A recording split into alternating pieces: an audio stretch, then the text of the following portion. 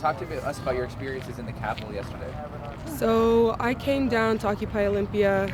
This was the only day I was able to get out of Seattle. And I came on down with Occupy the Roads. I entered the Capitol. They weren't letting people with, quote, full backpacks in, so it took a while for me to be able to actually stay in there because I had to take everything off of my backpack and put it on my person so that it looked less full, and then they finally let me in.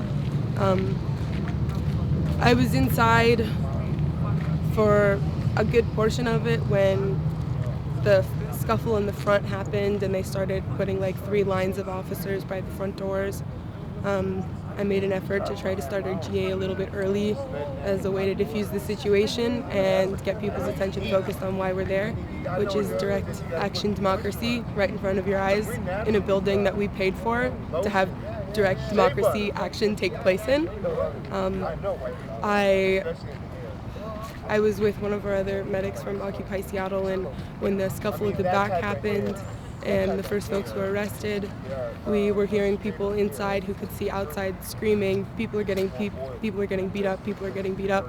So me and another medic checked that there would be someone inside that had medical abilities, and then we made the choice to leave and be available to treat people on the outside of the building. So I was on the outside of the building for the rest of the time after that. What kind of injuries were sustained by folks? I operate under the Good Samaritan law. I am not a certified medic. I never claimed to be a certified medic, but I do have the ability and right to give people Band-Aids and call 911 on their behalf.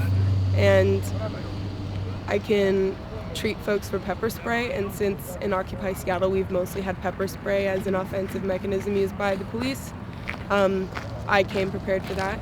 I was totally unprepared for the fact that they would not be using chemical agents, but using tasers as offensive versus defensive weapon, which was really disappointing to see. Tasers are extremely painful, and when used as an offensive crowd dispersing mechanism, I believe that's completely not what they were intended and created for. I don't think that's why police officers carry them. I've understood that police officers carry tasers as a non-lethal form of self-defense, and it was certainly not being used in that way. Kuan had a mark on his leg that was bleeding from being tased, and that happened through his jeans. There were a few folks that got concussions. I can confirm at least one person had a concussion and needed to go to the hospital. I was with the folks that were around the bus trying to stop it, but I was more concerned to be on the side when people were getting thrown, because there was a lot of danger of people getting concussions and serious injuries from the way the police were, in my opinion, recklessly and dangerously throwing people out of the way.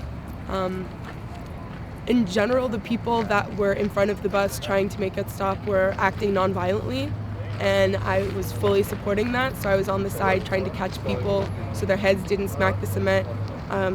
Just kind of hold them for a second and say, "You're okay, are you okay? Can I get you any help that you need?" Most of them just kind of said, yeah, I'm fine, and kept going. It was really intense when the bus finally got away. I started screaming at the police that were walking back to the Capitol building. Like, they were being peaceful, they were in a pedestrian crossway, they were on the sidewalk, and you're still hurting people. What's your problem?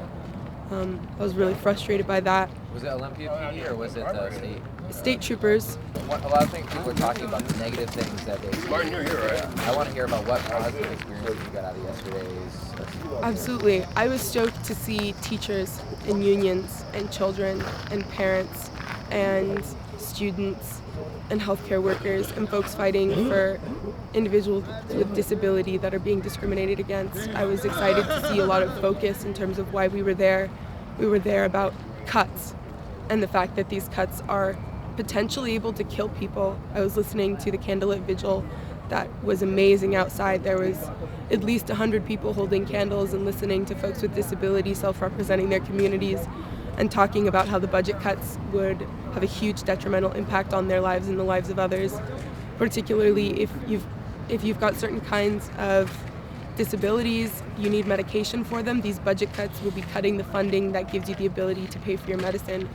These budget cuts literally can kill people.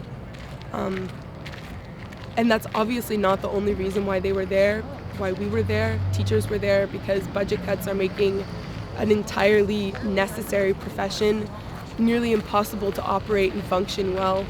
I mean, it's education everybody needs and deserves and has the right to education, in my opinion, and I was really excited to see the teachers there.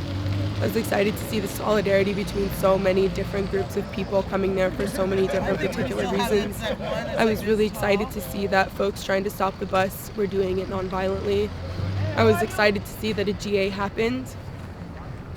I was not there for it, but I can confirm that a GA of sorts happened. You left before we started? I unfortunately left before we started the GA.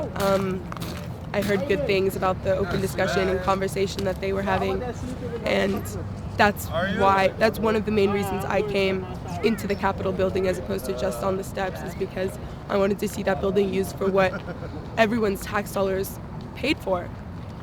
Obviously, the democracy that's functioning in there right now is not serving the people, and Occupy movement, in my opinion, is a way to get direct democracy back into the hands of the people.